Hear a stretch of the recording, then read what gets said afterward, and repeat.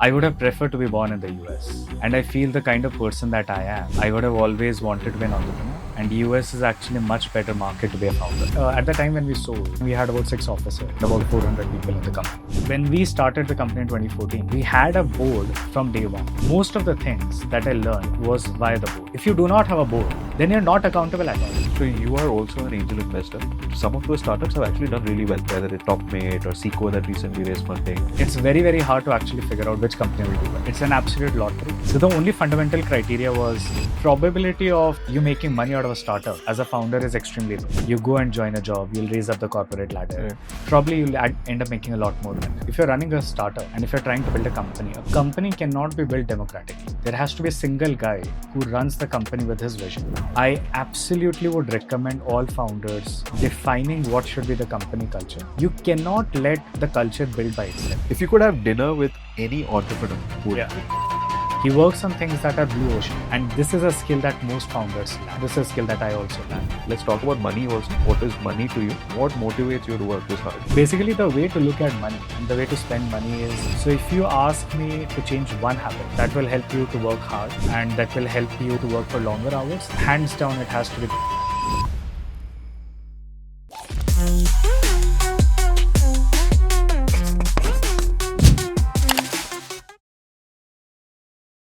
Ladies and gentlemen and wonderful people of the internet, welcome to this episode of Elsonomics. Now, today's episode is special because I have with me probably one of the most smartest, if not the smartest founders that I know. And I've also had the pleasure of working with him directly. He was my ex-boss. Even during our time, I used to ask a lot of questions. So today's discussion is going to be one of those chats. We're going to keep it casual. I can't wait for you to meet him. It's a wonderful story. He is an ex-IITian. He's a 3-time founder. He's building some super cool things. And he's always been super hardworking and humble, right? And I'm going to poke him. I'm going to keep asking that questions. And I want you guys to be part of this discussion. So without further ado, welcome to this episode, DG. By the way, guys, I call him DG because his name is DINESH GOEL. But yeah, welcome to this episode, DG. Thanks, Elson. Good to be here. And I hope you don't ask a lot of tough questions. I remember our days at the gaming company. You used to ask a lot of tough questions. I think you'll spare me this time. Yeah. But let's see how this goes. So I want to start with, you as a child. We'll Right. go back to those days. Right. And the reason that I want to do this is because I've noticed that most successful people have those traits visible from a very young age, right? Right. There are obviously people who develop that later or because of some incident. I want to know what kind of a child were you? And when did you realize that, hey, I have this knack of looking at, say, problems differently? Or when did you realize that, hey, I'm special? I'll not say I realized that I was special, but I did realize something was different because I was always a rebel kid. And if I looked at kids around me, and this is how most of the people in India have been trained and they have been brought up, that a lot of people are trained to conform to what is already happening in the world. I used to ask a lot of questions. I used to question a lot of status quo. So I think one of the realizations early on, and this was probably in class 9th. And where was this? Where you So born? this was in Delhi. I was in Delhi and I did my entire schooling in Delhi. And at that point of time, I realized that probably a lot of people do not like me because I ask too many questions and I question a lot of status quo. So I'll need to charter my own path once I move out of the education world. And I did had some inclination at that point of time to start a company. And largely because I was not very happy with agreeing to everything, not questioning anything, not trying to bring about a larger change that might be possible just by asking tough questions. You're talking about the educational world. Yeah. The educational institute that you were part of is probably ranked one of the best, not just in India and the world. Sure. And it's a dream of every Indian, I would say. Tell us about that journey. How is it getting into an IIT? How hard is it? The pressure? Maybe you can paint a little bit of that. I think it's extremely hard to get into an IIT, right? And like everybody is aware of that. The examination is extremely tough. Yeah. I was in Delhi, preparing in Delhi. I spent 2 years. So at least one good thing for me was my brother was already in IIT. Okay. So I knew how the journey looks like. But I think for those 2 years, I would probably be working for about 16 hours a day. I went to the school regularly. I was going to a coaching center in Delhi. And the curriculum itself was very, very hard.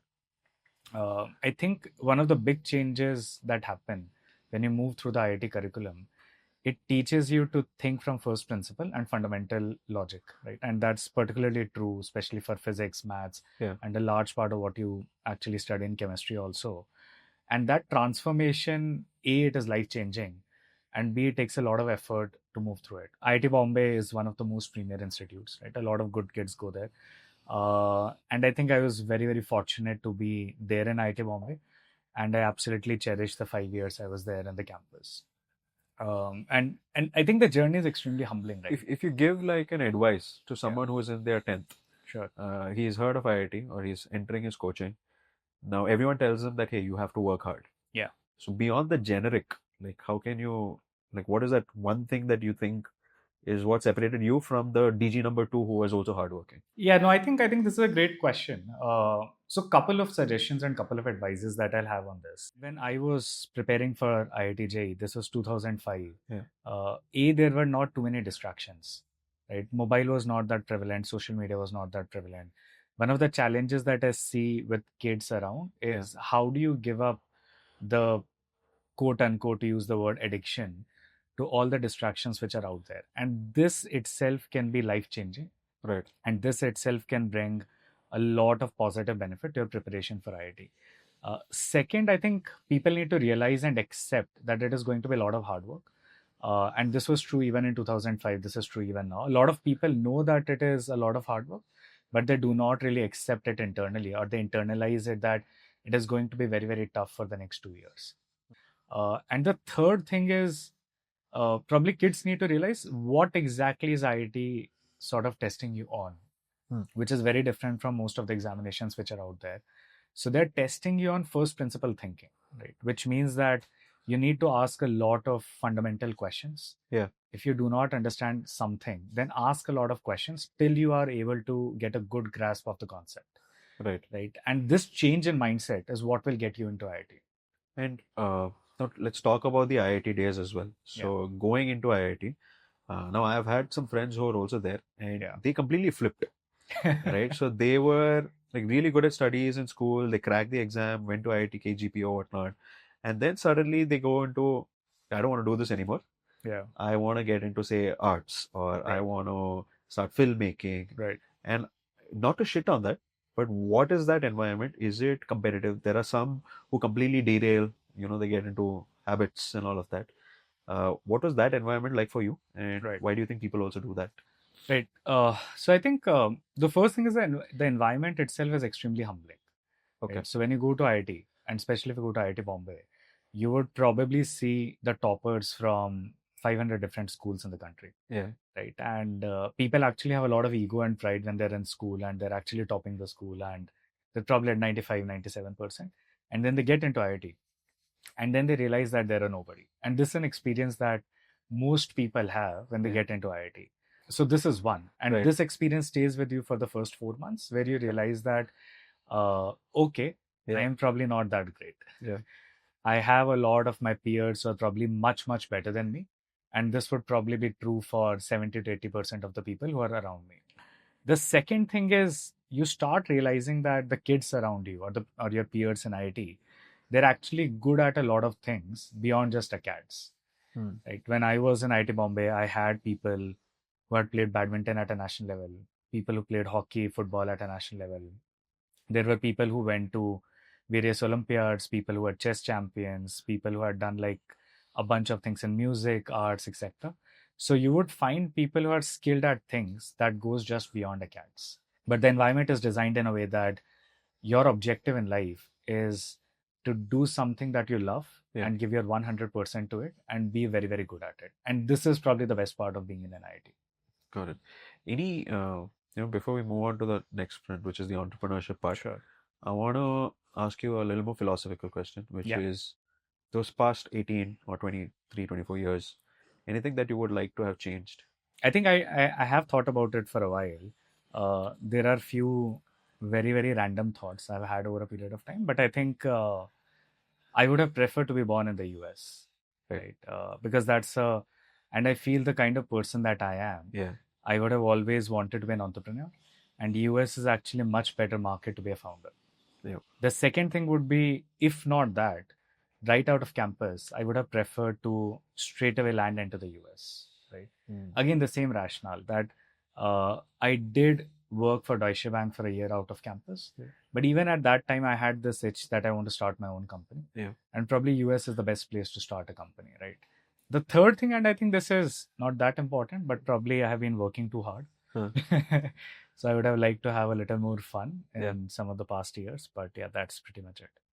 So yeah, you after your IIT, you went to Deutsche Bank as an analyst. Yeah. So these are things that I have read on your LinkedIn. Sure. So beyond that, I would also like to know, when was that the itch that you mentioned? Right. Some people have it when in 2006 when they saw Steve Jobs talk about the iPhone, or some people when they read a particular book and they're like, "Hey, I'm like that person." When did you feel that itch, and what did you do to actually shape that itch or grow it? After I joined Deutsche, there were two things that were happening. And by the way, I absolutely loved working in Deutsche. It's a great company to work with.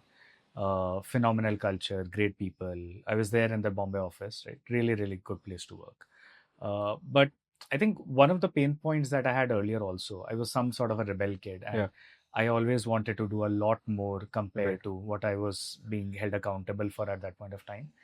So I realized that the analyst role that I was doing in Deutsche, it did not give me enough exposure, or it did not let me do probably the quantum of things that I would have liked to do after IIT, right?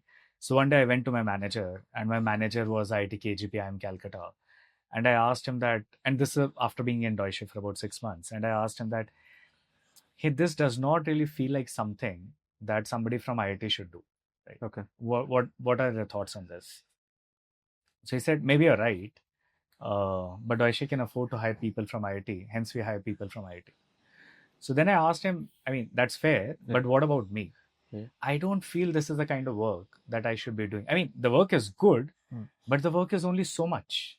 What about 100 other things that I can potentially do because of whatever I have done in the last 5 years of being in campus? So he said, good luck with that. Now, the amount of work and the quantum of work and the quantum of impact that you are looking for, that will probably take another 5 years in your Deutsche Bank journey to come along. And I was not patient at all, right? So I said, I can't do this. The next month, I put down my papers and I said, I'll figure out what to do. Interestingly, that was a time, I was in Bombay, and that was a time when housing was at its peak. And almost everybody from IIT Bombay and most of the housing founders were my batchmates, especially people from my batch. Everybody in my batch believed that if they have an idea, they can raise $5 million from the VCs. And I used to stay in Jogeshwari, and I would go to Powai almost every evening. There was an Aromas cafe. I would sit there, and I would see that half of that cafe was only people from IIT Bombay, and I would probably know most of them. And what they were doing was they were sitting with VCs and they were pitching an idea that, hey, we are planning to build this, give us this much money and so on, right? So the VC market was at an uptick. I also believed that if I have an idea, I'll be able to raise $5 million. So I just went ahead, I resigned in Deutsche Bank, and I said that I'll figure out what to do next. So this was part one. Then the second part was, and I would look at a lot of people around me, and like a lot of people in my society who are doing different jobs, who are looking at different jobs. One of the realizations that I had early on was that the great power of India as a country is the workforce that they have. Correct. Right? India has not been good in manufacturing. India probably does not have the kind of wealth it used to have earlier, but India definitely has a lot of people. Correct. But the big challenge is most of these people are not actually skilled or trained enough to get a job. I did think over it for about 3-4 months, and I realized that this is something that I was very, very passionate about at that point of time. I'm still very passionate about this, and I still keep on thinking about this as a problem statement. So I started working on that, and eventually I started a company called AssanJobs, which started as a training center for the masses in India. And then we pivoted to being a HR company and a job company for the masses in India. Talk to me a little bit about the granular parts of it, right? Sure. Now, you started a company. Now, for someone who is like you, who is, say, at a job, a decently paying job, and who's thinking, I want to shift. Now, they have a lot of things that's running out in their head. One is, hey, I don't necessarily have so much capital, or those are my savings. Do I pull from that? A second one could be exactly you mentioned, the founder thing. And after your college, it's relatively harder to find your co-founders, is what I've heard.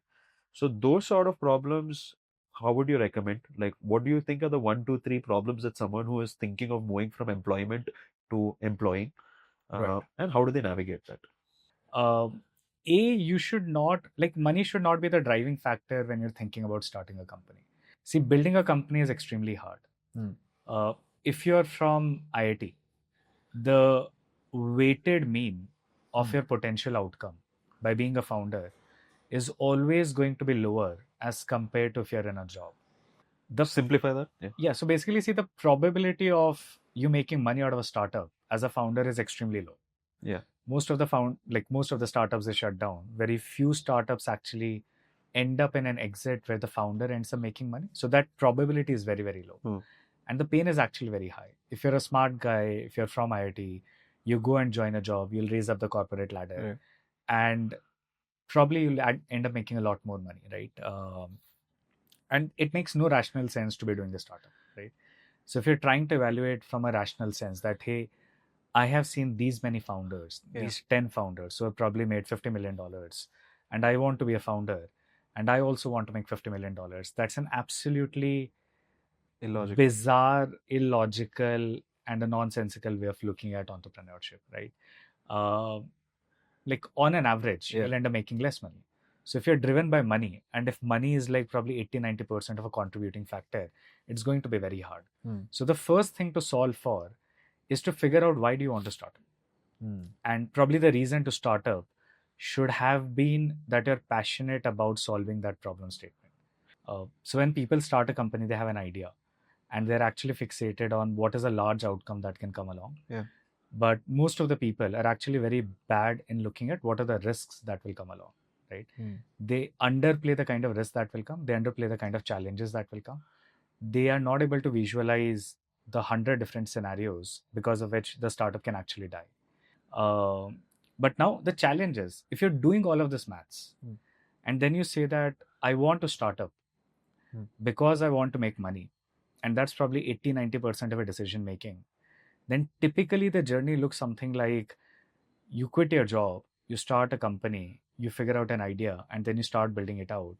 And then probably 6 months to 1 year down the line, you start seeing that there is a very high probability that the company will die. So you mentioned the word idea a couple of times, right? Yeah. And we also know that as an early stage, you're going to be pivoting or at least making micro pivots across the idea. Yeah. So how do you think about the initial cloud of ideas? Right. Now, how do I come up with an idea? So there are a couple of frameworks that we generally use. So the first thing that I would typically do, I would sit and I would list down all the things that I'm very passionate about.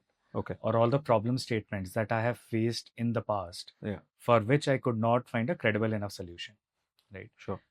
So for me, for example, I'm extremely passionate about productivity as a problem statement. Okay. And at different points of time, I have evaluated different ideas that are related to productivity. Even the current idea, it originated in some initial thoughts about productivity.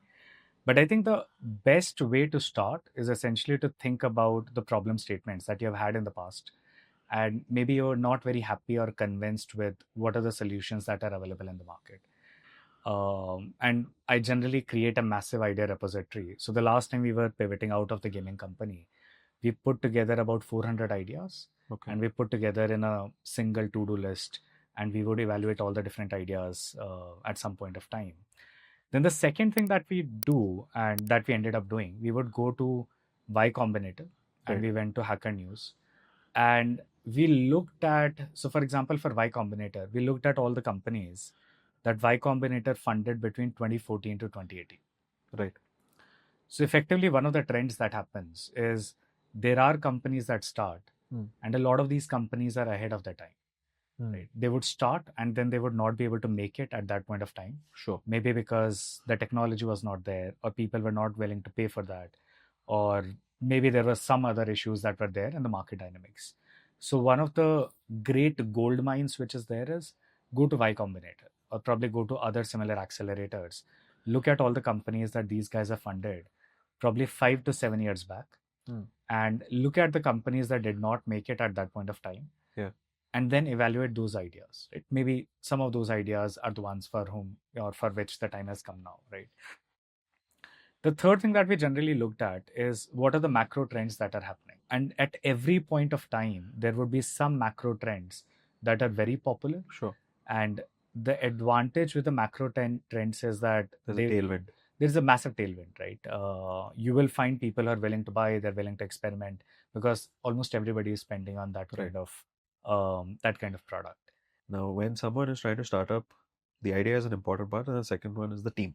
Yeah. Now, when it comes to team, and here's one thing that I noticed is that in your earlier startup, you had a lot more founders, co-founders.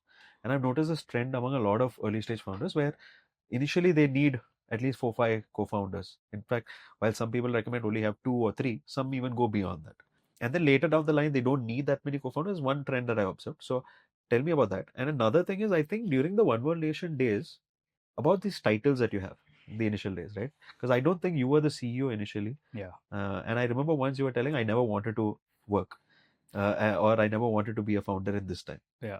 So now my question to you is, how do you convince a co-founder to come in and work with you, right? And second is, put it this way also, how did somebody else convince you to join their company? So first, I think in terms of number of founders or number of co-founders, etc. So I think so generally it does not happen in this way that you need a lot of co-founders early on, and then you need lesser number of co-founders later. So when you start a company with co-founders, the general assumption and the expectation is that we will stick together till the very end. Right? So that's broadly how companies and how people generally start with. Generally, I would recommend not having more than 3 founders. Sure. 3 is actually on a higher side. Yeah. But the number of co-founders is a function of what are the skills that are required to build this company. And if you can get all those skills within the founders, I think that's the best thing for the company. Let's say you're building a B2B company, right, where tech is the core, but you also need somebody who comes with a lot of sales DNA. Then generally 2 founders, one a sales founder, one a tech founder, actually makes the cut. Now, the challenge with having too many co-founders is you want all the co-founders to be on the same page. Right? Yeah. So communication is very, very important. Right. As the number of co-founders increase, the communication does not scale linearly, right? It scales exponentially. What do you mean by that? So basically with 2 founders, it's actually very easy to communicate, right? With 3 founders, then there are groups of 2 that need to be communicated. And then there is also a larger group of all the 3 founders that need to be on the same table. So greater the number of founders, more difficult is the communication. More difficult is to get everybody on the same page and to build the company in a coherent manner. When we started the company, I was not actually the CEO, and we were experimenting with something very interesting where we said that let's have equal co-founders where nobody is the CEO. Yeah, and I think it has been a learning. Yeah. If you're running a startup and if you're trying to build a company cannot be built democratically. There has to be a single guy who runs the company with his vision. You cannot have a fractured decision-making authority, right? You cannot have that, hey, there are 4 people who are equally responsible for their different segments, and there is no single consolidated vision or a center point of power from where the entire company can be driven. So we tried to experiment with that, but very quickly we realized this is probably not the model that will work. And then I decided that I'll step up and I'll be the CEO and I'll probably run the company the way I had been doing in AssanJobs. Now, AssanJobs, it was a massive company, is what I heard. I think at least 3 offices in Delhi, Bombay. I think at the time when we sold, at that time we had about 6 offices and about 400 people in the company. And you were at the helm of it. You were the CEO. Yeah. What is that like? Right? And we can just maybe just an umbrella statement on that journey, because I'm sure going from scratch, right, and you exited it in, like, you started in 2013 and exited by 2019ish. I think the entire journey, building the company is obviously a delightful experience, and probably the AssanJobs journey had been a great learning experience in general. A lot of things to learn along the way, and most of the things that I learned was via AssanJobs. A lot of pivots, a lot of problem solving, a lot of questions around how would you go about scaling things, building teams in different cities, acquiring customers, starting from SMEs and startups, and eventually working with a lot of enterprises, to eventually doing a deal with OLX, which Yeah. was a big conglomerate based out of Europe. I think lots of ups and downs. We saw a couple of times when we were almost out of money, Okay. when we had money to run payroll for only a couple of months. Okay. But we managed to raise capital and we managed to keep on going. How do you learn this? Because as a founder, you can't ask anybody these questions. So one of the things that I'm seeing these days is, and across a lot of companies where I've also angel invested, companies do not have a governing board. Okay. Right. So when we started the company in 2014, we raised the first round of capital in 2014. We had a board from day one, right? And there were two investors on our board. Okay. Then we raised the next round of capital. Then we had another investor who came on the board. Most of the things that I learned was via the board, right? And these are people who have been on the board of a lot of companies. They've seen a lot of companies grow. So basically, being a founder, and this is like one of the pros and cons of being a founder. If you're a founder, then generally you are the supreme authority in the company. You do not report to anybody. You're not really per se accountable in a traditional Correct. sense of the word. If you do not have a board, then you're not accountable at all. So you are also an angel investor, but some of those startups have actually done really well. And Yeah. they make quite some noise on LinkedIn as well, Yeah. whether it's Topmate or Seco that recently raised funding. I think there's an entire list I was just seeing on LinkedIn. Number one, what is angel investing like? Yeah. And number two, does that help you as a founder when you look at founders from an investor perspective on how, how to answer the right way to an investor? Do those play in tandem? So when I started angel investing, and this is a philosophy that I still follow. Okay. I think there is no way to figure out which company would do well. Right. It's an absolute lottery, no matter what anybody says. Right? Yeah. And I think this is true for most of the funds also out there. It's very, very hard to actually figure out which company will do well. So the only fundamental criteria was if I know the guy, or even if I do not know the guy, and if I talk to that guy, and if I think that if I had, let's say, $1 million, and I believe that this guy can actually do justice to that $1 million better than I can do, I'll probably invest that money, right? And this has like a bunch of things. The most important thing is how passionate is the founder about the problem statement, right? And are you also necessarily inclined on that problem statement? Not at all. But I think from a private market and from a startup investment, I think my job as an angel investor is actually to invest in founders who can make money, right? There are like at a very 30,000 feet view, probably some sectors in which I'll not probably invest, but that's pretty much it, right? It's not my job to actually figure out whether that's a great problem statement on which I would like to work myself or not, right? Because I do not need to be passionate about it. That's the founder's job. If the founder is passionate about it and the founder is rationally thinking about it and the founder is honest about the pitfalls, you should just go ahead and invest, right? One question that I have is about company culture. Sure. Because I have faced it firsthand. I remember one of the things that really stood for me, a few of them were every day during lunchtime, someone from the team would be like, chale lunch chalte. Right. Or we had that chai ritual. Yeah. I was reading about something during the AssanJobs days where you had safal kafal, a fruit bowl kept in the lobby or things like that. Talk to you about culture. Is it something that you let naturally develop and then you shape? Or is it something that you have to inject? So in the initial days, we were not too fussed about culture. Right? Okay. And then probably in 2 to 3 years, we realized that there are a kind of people who are a good fit for the company, and some people are probably not that good fit for a company. Then we introduced a culture fit round. I mean, it's a non-negotiable thing. All the hiring that anybody does in the company needs to go through a culture fit, right? Let's say the founders sit together and the founders try to figure out that what is the kind of company that they want to build. I absolutely would recommend all founders doing this in the first 1 year and defining what should be the company culture and then figuring out how to hire the right set of people who actually fit into that culture, right? You cannot let the culture build by itself because the culture does not build by itself. There is no way the culture can be shaped by itself. Somebody will need to define it, and then they will need to say that, hey, this is the culture of the company, and we need to hire the people who fit into that culture. It's almost equal to building a sports team, right? And Netflix actually started this practice. So like a lot of companies in Valley, they started the practice of company culture. Netflix is one of the great ones. Amazon also had this thing called a fitment round and like a lot of questions around the culture and so on. So Netflix says that we are a great sports team, we're not a family. and they say this very, very clearly. Right.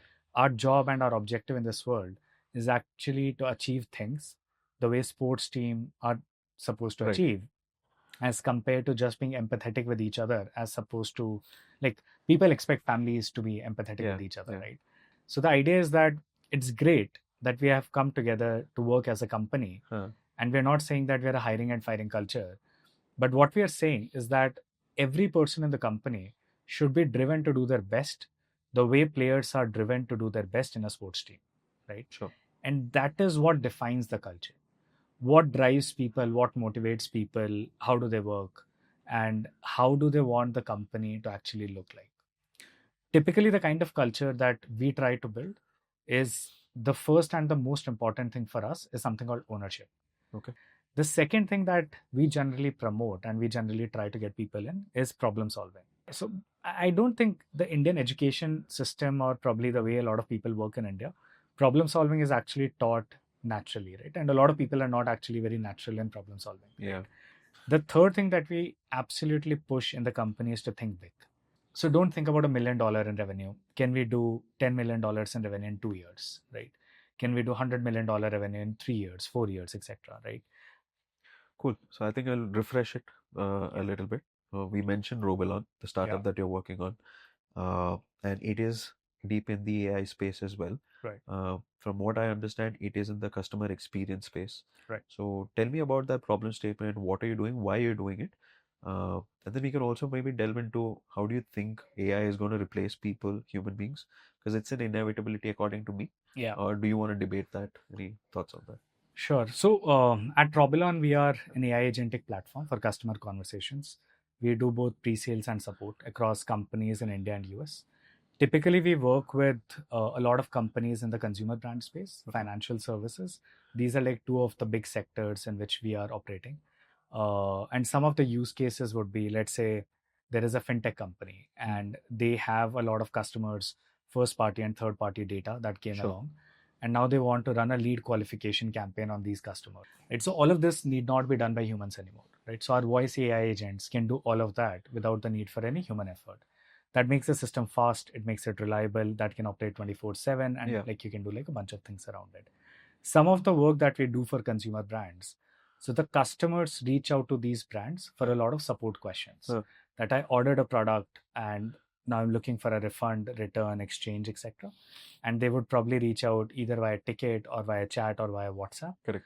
Again, our AI agents take over these entire conversations and they resolve all of these queries without the need for human support.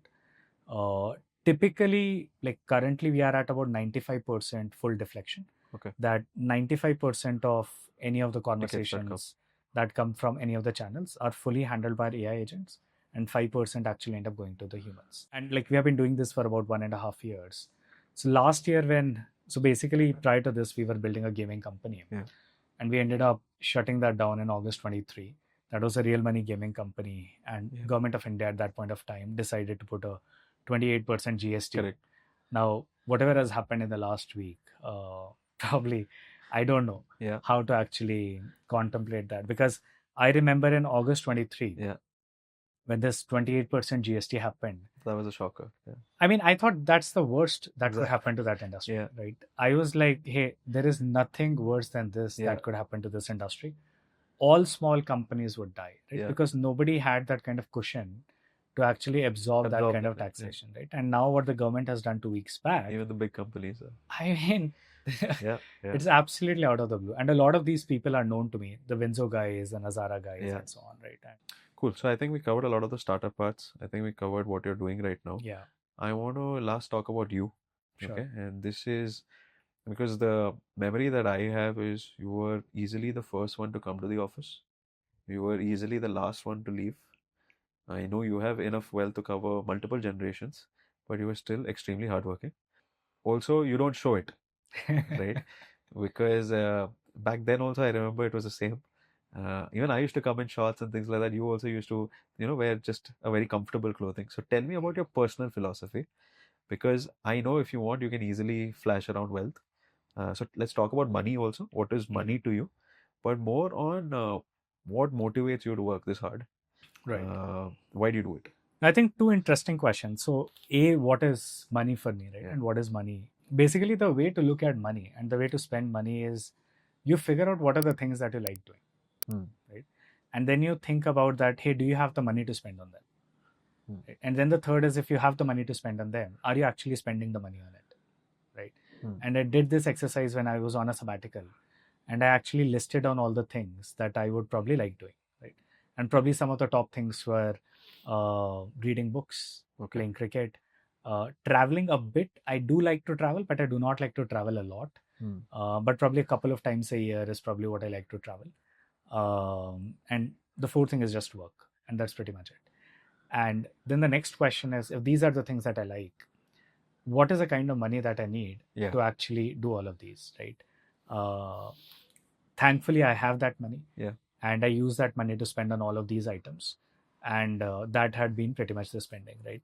Now, one of the things that a lot of people get wrong is that they first look at things, and then they say that, hey, I like this is a thing that will need the money, so let's do this thing, And without then see if I like it. so without actually rationalizing that whether they actually want to do the thing or not, right? So they're actually doing the thing because it is expensive. They can probably go somewhere, show about it, and probably talk about it and so on, which is all great, by the way. Right? And there's nothing wrong with it. But probably the framework with which I have been operating so far is that first rationalize what you like doing and then spend on that. And whatever you like doing, do spend on that, right? Do not hold yourself back. And also, as you become older, the list also becomes smaller.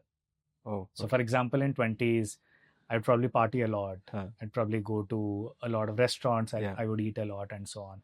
I don't have that kind of luxury right now. As you get older, you start like not liking some of these things. So that list also becomes smaller. Nice. Whatever is in your list, you should absolutely spend on that. You should not hold back on that. Tell me about the hard work. I know you'll be like, "Arey, it's part of me." But also give me, like, say, some fun. I'm here. I'm not being able to work that hard. And I'm sure there are some clutches or, some guidelines that I can use, like wake up at 8 o'clock or wake up at 5. Because I remember once, I think you had told me one of your habits was, make sure you sleep well. You cool your room a little bit. You put your eye masks. I think even when you used to take naps in the office, you used to wear the eye mask. And so give me some of those, like at least 5, 6 tips that if I use today, I can get closer to being a hard worker. It's actually like, and this might sound a little odd, but I think a lot of this is driven by who you are as a person. And a bunch of it is driven by genetics. Bunch of it is driven by childhood. And a very small portion of it is actually driven by the habits in which you are, right? Sure. So few things that actually push me to actually work hard. So I am very, very particular about about the outcome or about the quality of things that come out, right? So you might have heard of this term called perfectionist, right? And a lot of people are perfectionist and so on. I try to be that, right? And this is not something that is something that I try to be, but this is probably somebody who I am, right? Sure. Now, what this results in is that if I'm thinking about a problem statement, then that problem statement will keep on bugging me again and again, right? If I get up in the morning and if I'm going to bed, let's say at 11 in the night, and if I'm getting up in the morning at 6 o'clock, I'm still thinking about that problem statement. And I'm so engrossed in thinking about that problem statement that I'm actually driven to just go to the office and try to solve it. Right. So a lot of the hard work that comes is because of that nature and because of that DNA, that if I'm working on a problem statement, I would be so deeply engrossed in that I actually want to solve it. The second thing, and this is something that has worked really well for me in the last probably, let's say, 5 to 6 years, remove the distractions. And that's actually very hard to do. But there are too many distractions, and the number of distractions has actually gone up significantly over the last probably 10 years, right? Mobile phone is a big distraction. Instagram is a big distraction. Social media is a big distraction. OTT content is a big distraction, right? Anytime you're doing something that is not focused work, that is reducing the ability to focus. That is reducing the ability to do deep work. The third thing is sleep is extremely crucial, right? So if you ask me to change one habit that will help you to work hard and that will help you to work for longer hours, like hands down, it has to be the quality of sleep, right? You need to have a peaceful sleep, maybe not a longer sleep, right? And like a lot of people do not really understand this, but the reason why people sleep is because they want to rest their brain. Correct. Right? It is not so much about resting the body, it is more about resting the brain, right? So the brain gets exhausted, and then you want to rest the brain. And the refreshed brain is something that will help you work for longer hours the next day. Yeah. So when you sleep, you actually sleep in cycles of 90 minutes, Hmm. right? So 4.5 hours of good sleep is great. 6 hours of good sleep is great. 7 hours is probably not that great. 7.5 hours is great. So one of the things is have sleep cycles in multiples of 90 minutes. Like a lot of people, when they get up with a very foggy brain. Correct. Right? So that happens if they get up between that 90-minute cycle, right? Then the brain becomes extremely foggy. You need to remove all sources of light, which is where that eye mask thing came along, right? You need to remove all sources of sound. So when I sleep, I also use earplugs to remove any peripheral sound that can actually disturb the deep sleep. Right. Ideally, you should have the room at a temperature of 18 degrees. Because when you sleep, broadly what is happening is the body is cutting down all the functions. Okay. So that the entire energy can go to the brain, and then the brain can actually replenish, right? So that's essentially what is happening in the sleep. If the temperature is high, then the body continues to exchange heat with the surrounding environment. Right? So the functions that are going in the rest of the body, they do not go down. Okay. Right? Which means that the brain does not get enough energy to actually calm itself down. Right. So very, very important. Try to avoid eating 4 hours before going to bed. Right? Again, the same problem statement. If you eat let's say an hour before going to bed, then your stomach still has the food. Yeah. Then the stomach muscles are still working. Then the energy is getting consumed over there, and your brain will not be able to rest because the brain will be controlling the muscles, the stomach, and so on, and that becomes extremely detrimental. So sleep would probably be like one of the biggest things that I would recommend to actually manage, maintain, etc. to actually do this. The last thing would be to have some sort of a planning done a day prior to the day on which you actually need to work. And I think you used to do that because you used to start working and we used to get the Slack pings on Sunday evening. Yeah. Right? Because so that Monday morning, like usually a lot of employees, what they would do is Monday, okay, they'll figure out, oh yeah, this is where we left off on Friday. Yeah. But you were always one step ahead where you're like Sunday night itself, you knew. So basically every night between 11 to 12, right? This is the only thing that I would do. I would plan my day. If I'm managing people, I would plan their day. I would put all the items that I have in a to-do list. And if I need to get something done from other people, I'll put that in their to-do list, right? And then I would go to bed. Whatever are the items, I put that in the calendar also so that I know exactly what needs to be done. So this planning is extremely crucial to get things done, right? And a lot of people actually struggle with this. A lot of founders actually struggle with this to get enough done through the day. And worry about other people. Yeah, no. So basically, I think it's sort of a loop, right? So they have a bunch of tasks that they want to do. They're not able to plan. Check it out. And then it goes into a loop where things you're not doing a lot of things, but you're not necessarily. Yeah, absolutely. So basically, they want to do a lot of things, but because things are not getting done, they would get anxious. Yeah. And now because they're anxious, they're not able to get things done. Right. Fair. So that paralyzes you. Yeah. Amazing. The last segment that we have, right, is a rapid fire round. Oh, okay. So I'm going to be coffee with Karan right now. Sure. I have around 10 questions. Is there a hamper that you're going to give? No hamper. First question. One piece of advice you would give 22-year-olds. Well, go and start a company. That's what I did, and that's I think what most people should be doing, because I think the experience is absolutely life-changing. Perfect. Most overrated startup advice that you hear today? There are actually a bunch, and I do not know which one should I call the most overrated. But I think raising too much capital or raising capital is probably one of the most overrated that I'll say. Okay. If you weren't an entrepreneur, what would you be doing? Absolutely working with the government. And you want to dive deep there? It's like policy and stuff like that, or no. So I don't know, right? But I think that's where real needle moving and impact happens. Yeah. So I think the problem statement with which I actually started the first company, which was solving employment and jobs in the country, I think that's a problem statement that is still very dear to me. I think that's a problem statement that has not been solved so far in the country. I think solving that problem statement is more important than ever, right? This is very contradictory now, bipolar. I'm going back, right? You're working in AI, where people are talking about replacing humans. Yeah. And then here we're talking about making their work lives better. Yeah. Maybe one quick thought on that. And Well, also, here's the thing, that because this is something that I struggle with, where I have these audacious ideas or I think about something and I'm like, oh yeah, the world is going to be this, UBI is yeah, going to come into play. yeah. And then other people are like, अरे बाद में देखेंगे, अभी काम तो कर. So, which is your philosophy? See, basically, AI is going to take the jobs. Correct. There is absolutely no two ways about it.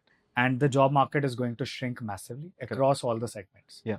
So if people in the hired segment or people in the knowledge economy, if they feel that their job is secure, that's not really the case, right?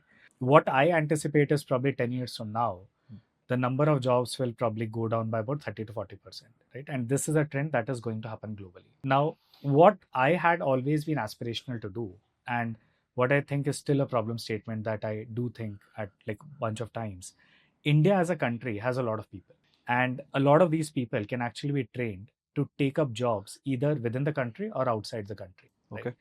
Now, globally, let's assume that there are 100 people who are employed, and 30% of those jobs vanish, right? And now there are jobs for only 70 people.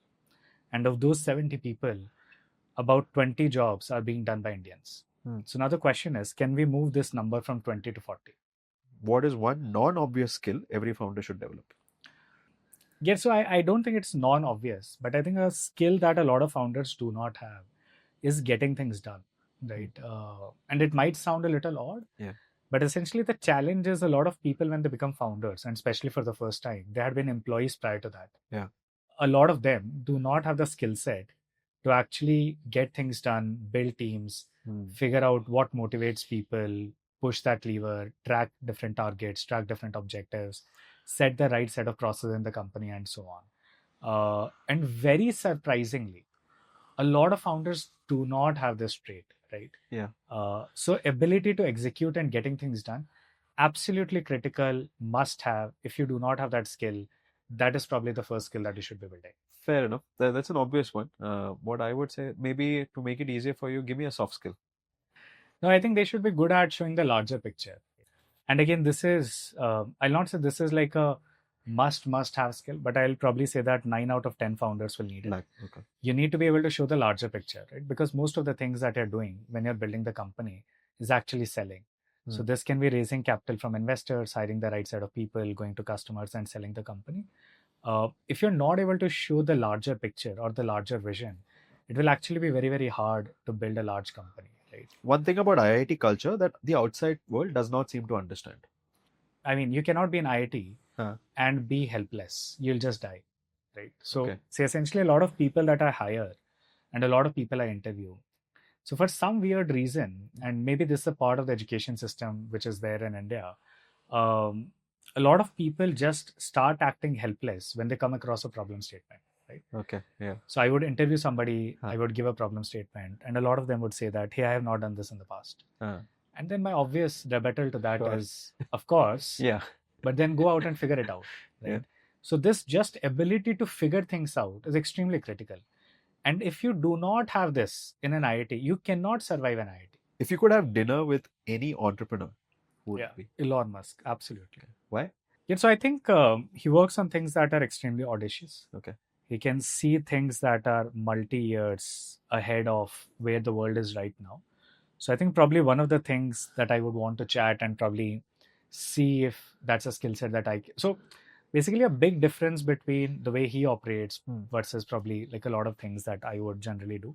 He works on things that are blue ocean, where you do not have a competition, but you also do not have a market right now. Correct. But he's able to sort of visualize that probably the market will get created in 15, 20, 25 years from now. And this is a skill that most founders lack, right? And this is a skill that I also lack. Awesome. Tell me about this. What is your definition of success? So that has changed, I think, over a period of time. Success was very, very different when I was in 20s, and now it probably looks very, very different. So currently, I would say that the kind of impact that I can create, that is probably what I would define as success. So for example, currently we're building this company, Robylon.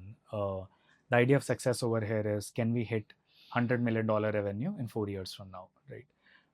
And while the goal is a revenue goal, because the revenue goal is easier to sort of tell everybody and people can align with that, at like if you're doing $100 million in terms of revenue, that roughly translates into us handling about 1 billion queries every year, right? And that becomes like a very large scale, great impact with the kind of tech and with the kind of team that you've built. So that impact is something which is like a big driver for me right now. When you start the company when you're in your 20s, then I think success looks slightly different. You want some recognition from your peers, you want some money. We covered a lot of successes. Yeah. Tell me, what is the hardest rejection that you've ever faced? So I think a lot of people believe that if you have been to an IIT, then the chances of you building a company are actually much higher. A lot of people who come from IIT, they end up building tech companies, which raise money from the new age VCs. And then there is a lot of noise that happens in the media. Right. And a lot of this noise, the media noise, is something that a lot of people are able to see, and then they're able to correlate that, hey, this is why this is happening, right? So while people from IIT are good at building a lot of things, I think people from IIT and most people from IIT are not actually very good at taking rejections. Because they've not really seen a lot of failures in life prior to IIT, right? And one very interesting thing that you would see is a lot of people who are extremely good academically in IIT, a lot of them do not start up. For the number of people who go to IIT and the number of students who are there in IIT, the number of people who actually start a company is minuscule, right? Most of them have not seen failures. Most of them have not seen rejections. They've seen success. And when they see the rejection for the first time, a lot of them are not actually able to take that. A lot of people who are not from IIT, they've actually seen the bad days. They have that grit, they have that perseverance. And a lot of large companies have come out of these founders, which like a lot of people do not talk about. I think as a founder, you face a lot of rejections. Most of these rejections come when you're trying to raise capital. Some of these rejections come when you're trying to pitch the product and when you're trying to sell. Some of these rejections come when you're trying to hire people, right? So somewhere down the line, you need to build a thick skin. You need to be rational about all of this, take the feedback and try to iterate and improve. But you also need to build a thick skin and not get too bothered about a lot of this feedback and start taking a lot of this personally. You need to like believe that what people are saying is for your good, for your betterment, so that you can improve what you're doing as a company and not really something on you as a personal feedback. Because if you start taking it that way, it is going to impact you in a massive way, right? And it's almost impossible to run a company. Okay, question number 10. Right. How do you think about death, legacy, all of that, what you've built? Do you think about it often or no? I actually don't, but I have thought about it a few times. So I think death is inevitable. So that has to be there. I think in terms of the legacy, and this is also where a lot of things that I've spoken earlier came into the picture. So I think as an individual, and this is true, this should be true for most of the people, we should be working on something that we are absolutely passionate about, right? So that when you're on your deathbed, you do not have a regrets. And this was one of the thoughts when I was quitting Deutsche also, right? Because I thought that, hey, probably I'm from IIT. Yeah. I want to do something meaningful and impactful, and I can give it a shot. Yeah. And even if I do not manage to do it, I can still come back and earn some money, make a living, etc. But I do not want to have this regret. Okay, I continue to work in a job where the impact that I created had been minuscule just because I wanted to stick with the money. So I think the idea is that, yes, of course, everybody wants to leave a legacy behind. The way to create that legacy is do things that you're passionate about that can impact a lot of people. Amazing. I think I'm going to throw one question. This is outside of this. Yeah. How is it like working with me? Any stories there? What stuck? Good, bad. You can be as brutal as you want. Yeah. But any stories from that day? Yeah, I think it was very different working with you, right? So you come from a non-engineering background, and engineers work in a particular way. You work in a very different way. So I think a lot of good learnings that I had, largely around like how to manage people, how to interact with people, and probably looking at the larger things of marketing and the general crypto world at that point of time. I remember when you came on board, Akhil was there at that point of time. And one of the major reasons that he brought you on board was to build a community, right? Now, that is something that I had not done in the past. He had not done in the past. And a lot of things that you ended up doing with the team that we had at that point of time, they were all very new to me. And I could have not thought it from a logical point of view, right? Because none of those things were logical. Yeah, exactly. They were like, we want to create a campaign that people connect with. We want to create a campaign that like a lot of people will come and engage with, they find value in it, etc. So I'll say a lot of new learnings for me, Sure. a lot of community learnings for me, and like some of those learnings are something that we intend to work and intend to start in Robylon as well, for sure. Something brutal that was bad or that I should fix. Life has changed, but still. No, I think I wanted you to be deeper in terms of the problem solving skill set. And maybe that's because we were a small team. So while you were good at solving a lot of problems, I wanted you to become better at solving deeper problems, right? To where there was too much of chaos, when nothing was defined, and there were a lot of things that had to be put together. And there was a lot of exploration that was required, right? So a lot of vague problem statements that were there, where a bunch of research, bunch of talking to people, and a bunch of other things. And I'm sure a lot would have changed in the last 3 to 4 years. But yeah, that would like Amazing. even at that time, that was like the key thing that I had in my mind. Okay, we have 3 cameras, 1, 2, 3. Sure. This is the closure of the episode. Right. It's like a red carpet. If there's anything that you want to tell the world, that will be etched in, digital pixels forever. Got it. Yeah, no, I think there are a bunch of things that I would probably want to tell.